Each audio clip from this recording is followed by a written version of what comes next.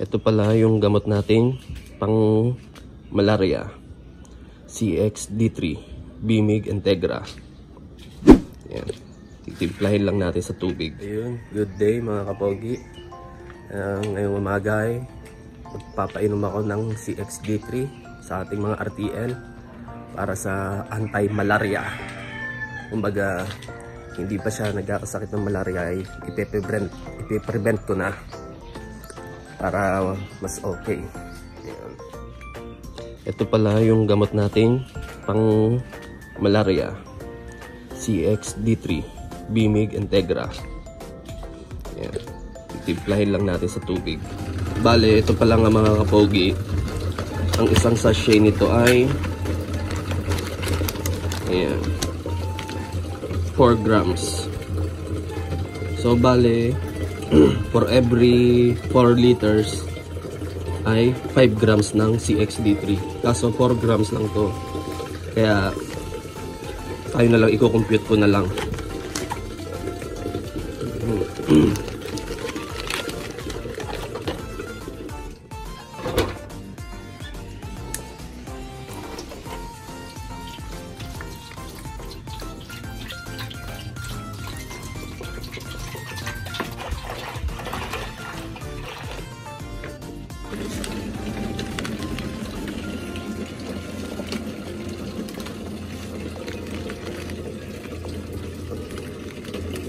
Ayan, tingnan nyo mga kapogi. Kulay pink siya na powder.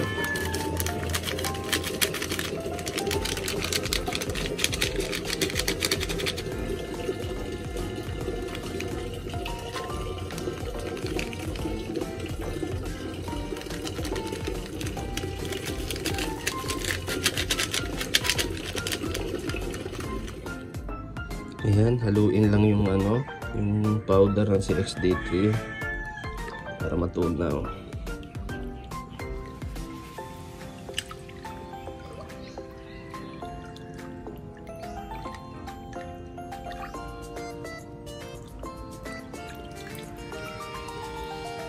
Pwede na to. Ayun, tatakpan ko lang pala yung butas dito, yung mga butas.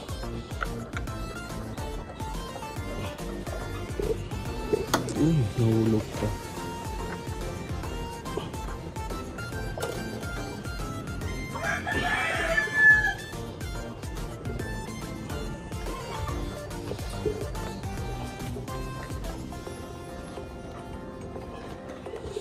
At yan mga kapogi, ito isasalin ko doon yan sa baka natin ng tubig. Hagdan.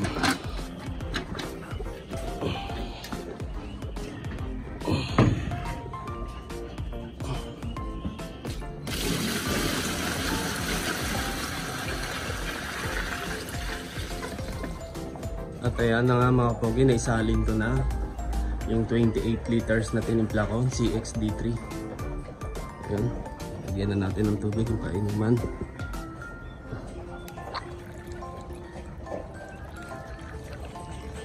Dito rin sa kabila. Unahin muna natin yung mga taas-taas.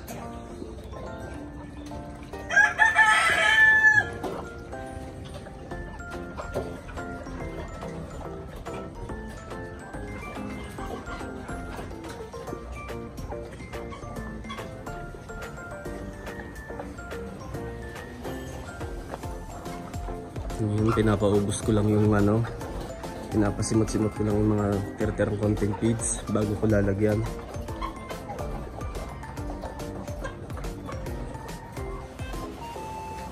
Kasi sayang naman kung hindi itatapon lang natin.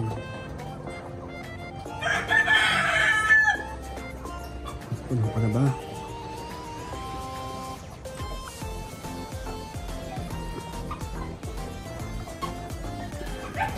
Ayan mga kapogi, nalagyan ko na yung waterer nila lahat. Ayan, hanggang doon, padulo na yan. Okay na silang lahat. Dito kasi mga kapogi, malamok sa likod. Kaya piniprevent na agad natin ng malaria. Pinapainom ko na ng CXD3. Yan, matibay po yan, yung CXD3. Proven and tested po yan. Yan, sasabit pa tayo Yan, siguro magbibigay na ako ng feeds. Patuka nila. Papatuka na ako.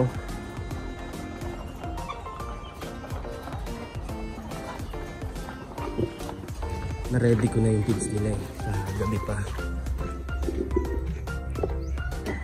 Ayan. Ayan. 12 kilos. 12 kilos dito sa kabilang side lang. Tapos 12 kilos lang sa kabilang side. Yung unang supply ng feeds nila. Yung pangalawa, mamaya pa yun, mga ilang kilo ulit.